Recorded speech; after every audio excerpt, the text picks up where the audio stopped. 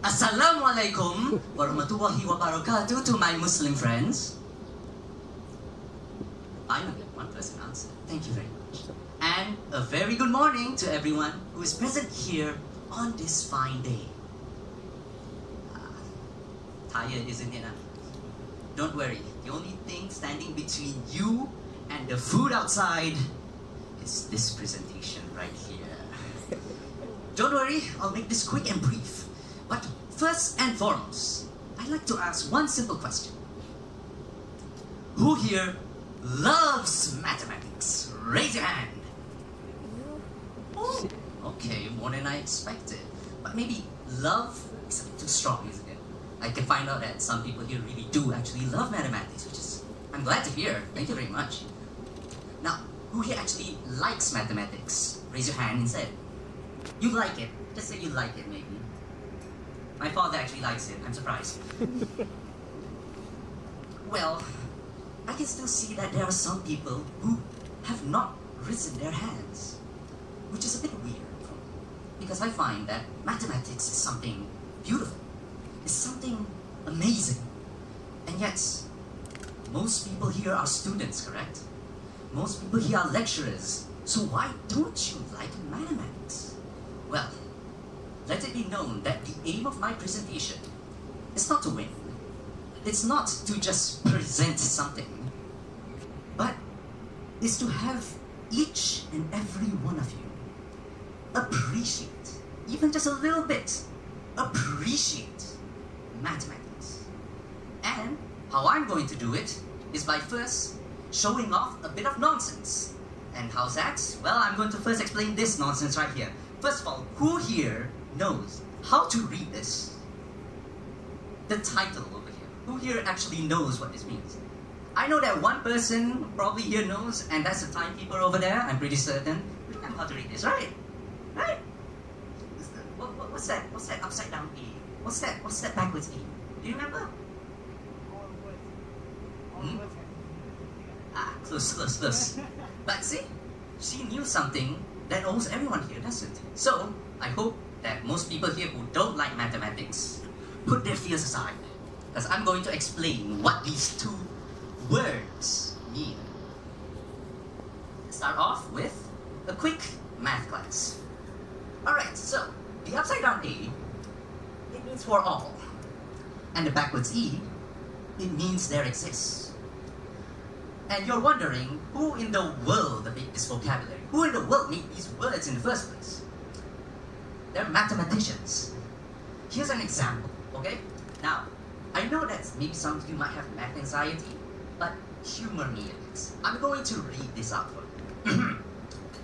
For all x's, there exists a y, such that x minus y equals 0, which is true. For example, y equals to x. Now, maybe some participants are even confused in the first place. What? You roughly read mathematics in the first place? You know, the important thing is the equation, right? The important thing is x minus y equals 0, right? That's the problem, that you want to find a solution. Why do you even need to read the first two words in the first place? I'm trying to explain something, but then we want to skip the explanation. We don't care about it much. We want the solution. We are engineers, correct? So where does that appreciation go? Where did it go? And that's why I want to say that these words, they have a meaning. Where for all words, there exists meaning. And that's the important point of today. Okay, maybe I'm getting too far ahead of myself. Please, allow me to first do one important question to everyone here in the audience, which I know is very basic, but please. What is math? What is mathematics? And instead of me giving you a motivational speech or some sort of realization what maths is, let's do something easy, okay? Hey Google, what's maths? The abstract science of numbers, quantities, blah blah yada yada. These words are quite complicated. they're quite complicated indeed. I'm sure my father is also, when he sees this, he's like, what is this? Apa ni? Tak faham lah. Okay, maybe I find something better. Okay, modern technology, okay? Okay, how about we ask ChatGPT, what is mathematics? I'm not reading all that, but okay, no. AI is smart, right? ChatGPT, can you make it shorter for us? Ah, there we go. Mathematics is the study of numbers, shapes, patterns. There's a bunch of stuff that I'm sure you are able to read.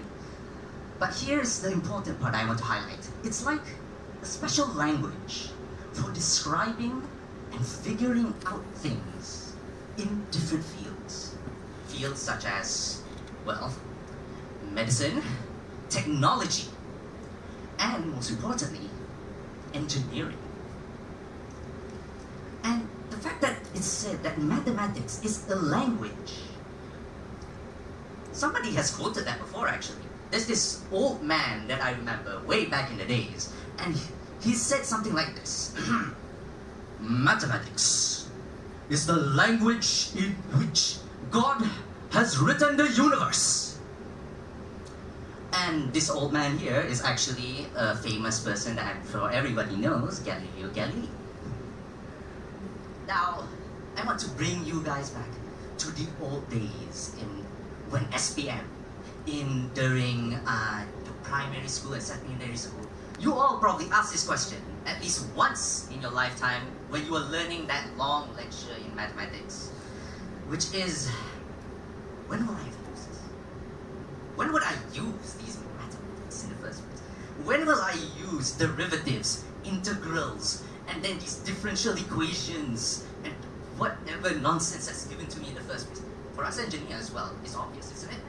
We've used them to find out how to make a swinging pendulum, to make a clock function in the first place. And we also use them in order to make these springs, these special springs that go back and forth. We've made a full-on equation for it. Now, there's a big question. My father is in the audience over there. He's not a mathematician, nor is he an engineer. He's probably asking, what is the use of this in the first place? Well then, allow me to show you two examples. They're two YouTube videos, but I'm not going to let them just read it. I'm going to explain it. Here we have the first YouTube video. Now I'm sure everyone here is looking at the title and reading this question real quick and wondering, what in the world is this? What is this nonsense? Is this really mathematics? Why are you showing me a question that just means no nonsense at all? And the other video, the bane of most engineering existence, the Fourier transform. But it's actually very beautiful and very lovely to look at. Now, I want to give a quick question to the audience right now here. Which video do you think has more views? Is it the Fourier transform, the beautiful piece of art in mathematics that most people fail to see unless visually? Or a math question for 5th graders in China? Who here thinks it's the math question? Raise your hand. Well, there are 8.2 million people who are interested in a question that to you doesn't make sense, right? How, what, why? And 9.2 million. I'm sorry, but those who raise their hand, they're wrong. But don't worry, the effort is what counts, correct? But if you realize, how come there's still 8.2 million people interested in this? I can assure you, I can put money on this. The fact that you won't use this ever in your life. Like, when will you use it? So, why don't we step back? I need to explain first to my father particular. What is a Fourier transform? So, let's do a quick presentation, a quick math class, if you will. I hope I'm not boring everyone right now. Please take a quick breather and breathe in, breathe out. Take a drink, if you will, so that you will get ready to face another math lesson with Mr. Huspel today. Fourier transform. Why is it called that? Fourier. It's a name.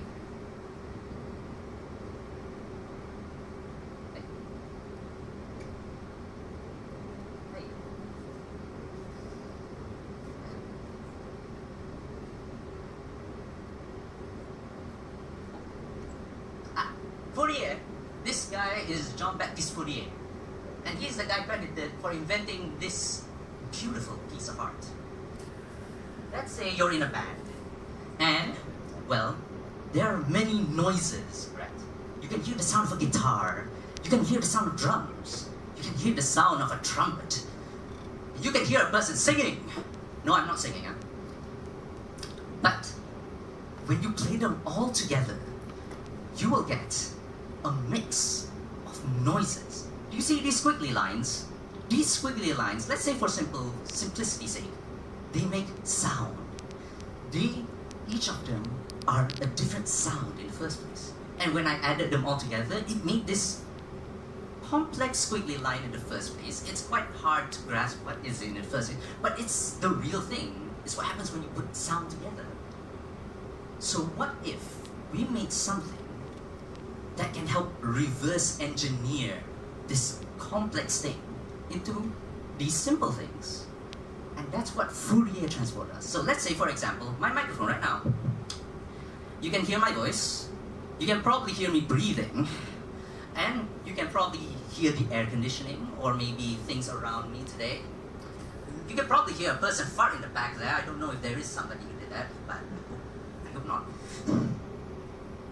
And let's say, using this Fourier transform, we're able to simplify things to something that you can understand.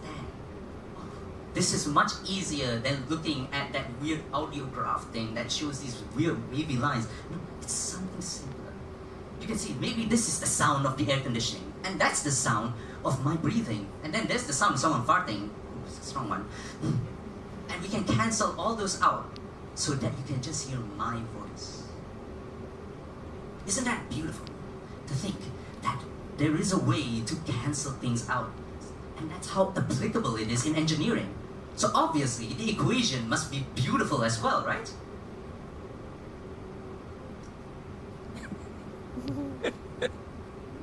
Okay, in full honesty, this thing is like utter nonsense to me. First of all, there's an integral up there, so you need to know at least calculus. And then there's like the letter E to the power of 3 letters and a negative pi. Wait, are you telling me that I is a number? And E is also a number? And the most important thing, why does this G have a hat on and this one doesn't? We're intimidated by this. We're intimidated by the fact that this confusing equation is something that we can't understand. Let me give you an example. If I speak to you in a different language, how would you feel? Si je parle en quelque chose que n'importe quoi, qu'est-ce que je dis? C'est nonsense. Unless somebody knows French, they probably knew what I was saying. And that's the same feeling. You see this equation, you feel frustrated looking at it. You're wondering why? Why do I have to go through all this just to get my degree or my diploma and all this? Let's take a step back maybe. Let's look at the other video real quick. Now this one is going to be more interesting. I'm sure less people are going to be a bit bored by this. This question. Alright, let me just read it out. If a ship had 26 sheep and 10 goats on board, how old is the ship's captain? What is this nonsense? Can someone explain to me how can you find an answer to this? Take note, this is an exam question for 5th graders in China. And they're asked this? The funny part is that the answer is literally not enough information. There is no answer unless you give me more things to think about. But you know the funny? People from China actually tried to answer. They ignored most of the words, most of the vocabulary in the question itself, and they were just focusing on the numbers. They were manipulating those numbers. I think, okay, maybe if I took 26 plus 10, 36, That's the age of the captain. A nonsensical question requires a nonsensical answer, am I right? But then, let me give you a different example. Somebody from the news has actually looked over this question, and this is the answer they provided. Now, if you actually look into it and read into it, I'm sorry for the people in the back if you can't see it, but they deduce by the weights of all the animals and the minimum requirements for a driving license for the captain, they found out that the age of the captain is 28 at least. This seems less nonsense, correct? And funny enough, that this thing, it's like a Sherlock Holmes deduction. I was able, you give me something so trivial, so little, but I managed to show you a proper explanation, even though this thing is probably something I just made up as well, but it's something plausible enough for you to think it's correct. Well then, I have another question.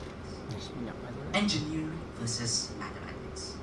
There's a difference, but not much. We engineers, we use maths as like a tool, a way to solve problems in the first place, correct? But what's the big difference between the two? I'll give you the main idea. Trivial and real. Trivial mathematics, well, it's mostly questions you would ask in real life. How heavy am I? How heavy is this podium? How strong is it? How loud can I get? That's something that you want to know an answer to, but you can probably find a way to solve it. There's probably an equation that you can make out and probably deduce the answer from there. Real mathematics. Now, this real mathematics is beyond engineering, because the previous trivial question, it's a mathematics question in the first place. It's about the critical thinking. It's about deduction and reasoning. Mathematics is more than just those numbers and symbols and operators. But in fact, they have meaning to their words. But us engineers, we remember back then, right? We have formulas. Formulas upon formulas upon formulas. And we had to use all this in order to solve a problem in engineering. Yes, it's not right for us to remember all this in the first place. But nowadays, they give you the sheet, the answer sheets for the formulas, correct? Now you have the formula sheets that can help you, but the damage has been done. We've grown accustomed as engineers so that we rely on finding just the answer. We don't want to go any deeper, we just want to find the bare minimum. And the funnier part is, where's the love? Where's the passion? If you were actually studying engineer even deeper and deeper, you find out maybe some engineers are actually a bit crazy, to say the least. They're able to think of things. They're able to use intuition to solve different problems and different things. Let's put all these equations aside and look at true beauty. Everyone here knows trigonometry. But then, when you look at these videos, you realize that there is something behind the mathematics and the numbers that are written down. As you can see, there is something beautiful behind this mathematics.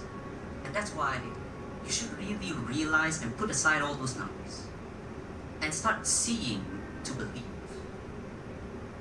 These explanations, these visuals, and delving deeper by asking the question why, you're able to start realizing that what you're doing this whole time isn't really appreciating mathematics, it's just using it as a tool. So that means a tool is a negative thing, right? I'm using you as a tool this whole time. Yeah, that's a very bad thing to say to someone. So let it be known that mathematics is some form of escapism. Because, don't forget, even though mathematics is considered a tool, it's also a language. Remember that definition? It's a language. And what does a language do? You can make songs out of it. You can write something out of it. You can make poems. And most importantly as well, you can speak. You can tell other people things. I'm able to do a speech, a public speech right now to every single one of you. And you realize that I'm trying to tell you something about maths and how powerful it can truly be. And the final thing, which I think people neglect, is that maths, it's like a puzzle. And every puzzle has an answer. But then who's going to solve those puzzles? Well, in real life, leave it to the engineers. And that's, I say, thank you.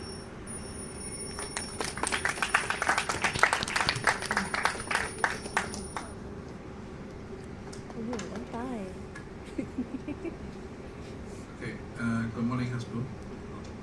My question just now, you say to solve this thing, we will leave it to engineer.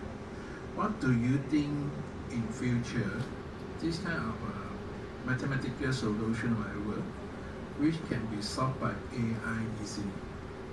Do we still need engineer? Interesting question indeed from judge number one. Well, AI is indeed a tool in the first place as well, correct? Whether or not it's a language, well, I'll leave it to the programmers for that. But considering that AI has grown quite superior to humanity to be able to help calculate things for you. Back then, even before the AI, remember that we used Excel to calculate things? We use the problem solver from Excel to find those things, and it does help us a lot, correct? It helps us find a solution better, and it's definitely time saving, especially since we as engineers, we find that value of time is important in the first place. But then, what I'm saying is that it's not necessarily that you don't use these. They're considered convenience. They're considered as a way to make your life easier, and why wouldn't you, right? Why wouldn't I use a calculator for exam when I'm given the opportunity? And just as a fun fact, back then, when I was in foundation, I was not allowed to use a calculator at all during the exams. And I got at least a good enough mark during it, but the mathematics lecturer, he knows that you can solve these problems without a calculator, and there's no need to. You just leave it as far as you can go. And I find that effort if you put that effort to understand something from the base of it, from the definition, then you're able to realize more things. An engineer's intuition is not born out of thin air. An engineer's intuition is based on experience. Mathematics as well. Mathematics is like an exercise, you know? So you have to do it like every day, right? Schools tell you to do exercise every day as well, right? I guess there is a real reason for them to do that.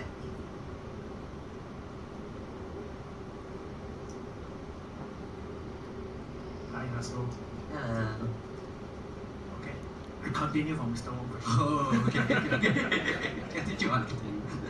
I am actually a design engineer. Okay. Okay, I deal a lot with mathematics. Okay. I need your argument from statement below. Okay. In real life, Mm. an engineer actually does not do calculation manually. You use software, you use computer, you key in all your parameters, you click start, then the computer calculate for you. Mm. Start your argument. Okay. Let me just ask you one question against it, okay? Is that fun? Is it fun to just put in the numbers, press start, bam, you got me the answer. Thank you very much. See you again. See you tomorrow, good sir. Not very fun, but solve my headache. Yes, indeed, correct. But then, delving into mathematics, although it's not for everybody, delving into that mathematics was able to at least enlighten you about things. You're able to know what happens in the computer itself, and you're like, so it does this and that, and those calculations behind them. And, well, afterwards, you start to appreciate things more, right? Yes, I'm continuing again the same argument with appreciation in mathematics. But what is there in life rather than you should appreciate things? You should appreciate your life. You should appreciate others. And the efforts that people have done before you should at least put some respect towards it. I believe that there is this philosophical statement behind the mathematics involved. The mathematics that we learn in engineering, they're all real, right? But then, do you realize that if you delve deeper into the mathematics, you can make these dumb questions like, what's my age when I am in University Malaya, but I was born in Kedah. Can you deduce my age from there? Not enough information. But maybe you can make the same argument like the BBC news reporter saying that, well, since he's in University Malaya, clearly he must be between first year up till final year, and he was born in Kedah. The average age of people in Kedah is sekian. So it shows that it's a bit fun to play around with this. It's like a way to escape from work. If you go back home from work, what do? Do more work? I mean, yes, if you do have extra, but then why don't you take some time and lay back rather than maybe reading a novel is fun, correct? It's no different than solving a math equation. You're finding the answer to the story, the story behind the mystery. Remember that the previous person made a Sherlock Holmes deduction for it. So that shows maths can be fun. We just need to put that effort behind it. Okay. Thank you, Asbul. I think you have personality even in your presentation. Thank you. I'm on the other far extreme end. That's the reason why I went to accounting. All I did was plus, minus, times, and divide. That's how far I went, and I can't do all this with the 2 and 3 on top down there. I can't do that. I kind of like understand if I got it right that it's about time that some people who are probably non-passionate about mathematics can actually understand that there is a passion behind mathematics and there's life with mathematics. People like me, is there any more hope? Thank you.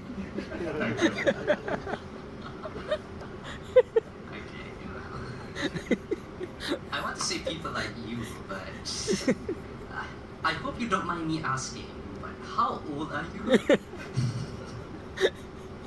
The days when I was born, we are not even allowed to use calculator, and the calculator, even if we are allowed to use, is very expensive. And we use logarithms, tables. Oh, like my father. Yeah, around your father's age. Thank you. Okay, so yes, you're In like, fact, I failed my calculus. I don't know what my father does, but I'm going to recount a bit about my father. Back then, he studied abroad in the USA. And he said before that back then, we didn't use these fancy calculators as well. We used those logarithm books. And there wasn't really a need to, use a calculator, right? But then what's the difference between that logarithm book and looking up the answer, then pulling out a calculator and pressing in those numbers? Is there really a difference? Well, it's a rhetorical question. You can answer if you want. But what I want to say... Let me say this, I think what you're getting is quite cool. I think we had a lot of fun with the book. We had a lot of fun with the book. And we kind of like find out, and we do all this cut across, and then we found the answer, and we kind of like enjoyed it. Actually, the way how you say it, I feel like there is a secret, another revelation behind it. A book. It has writing and mostly visualization in it. You may think that these numbers may be random, right? You at least got the explanation right, but then after the explanation, ignore the explanation, just look at how you read a book. And being able to solve, it's like solving puzzles in the first place. Like you solve a crossword, or you play Sudoku. Do you play Sudoku for the math? No, right? You play it for the fun. And when you're a student, I find that something that students lack sometimes is just having more fun with their current student life, right? We tend to overlook the fact, even though we're studying hard. I'm from University Malaya, I know the pain, but forcing yourself to study is not the way to have fun while learning. It's not the way to actually live your student life, correct? The way how you did it is almost like the correct way of living a student life. Is to have fun while you're at it. Instead of moping and saying, I gotta pull out that book again, find that one number amongst the columns and rows. My father showed me the book. It's quite impressive. It's just so that we should really not overlook the youth over there. Like, I can see, like Ahmed, all of us, we've been enjoying our lives, correct? Really? Student life, okay? Good studies, huh? You can see that even they are quite exhausted from it. So, really, it's just have some fun once in a while. As an engineer, I know it's your job to solve problems and things like that. But, like I would say, just have fun while doing it. Why make life more miserable than it already is, correct? Yes. And I believe that's all the time I have, even for the Q&A session today. Oh, okay. Hasbro, yeah. Okay. I got one final question for Okay. you. I believe you are very enjoy and love mathematics. Oh. Can you Okay. briefly describe why? Why I like mathematics? I gotta say, It's in the it's gene. based upon my foundation days. I had a maths lecturer. His name is Mozi Ahmed. He was a person from Algeria, and he had a strong belief that in mathematics you need to learn from the basics. All he did was told me definitions. But then afterwards, he let the student find out the rest. And even though I said in the exams, we're not allowed to use calculators, we weren't even allowed to use calculators in class or anything like that. We were just told, solve this thing on, and funny as well, he gives you work. What you do is that you should finish as much as you can. And what you don't know, you can just say you don't know and you'll understand. What he told me is that, okay, all you gotta do is just go to the whiteboard and write down your answer and I'll see your reasoning behind it. And whenever you do something weird or like do a miscalculation, you'll ask why rather than you did a mistake here, fix it.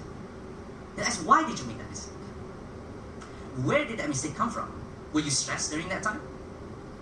There was a slight realization from there I realized that mathematics was more than just writing down the equation and getting the answer. It was the journey, you can say. It's not the destination.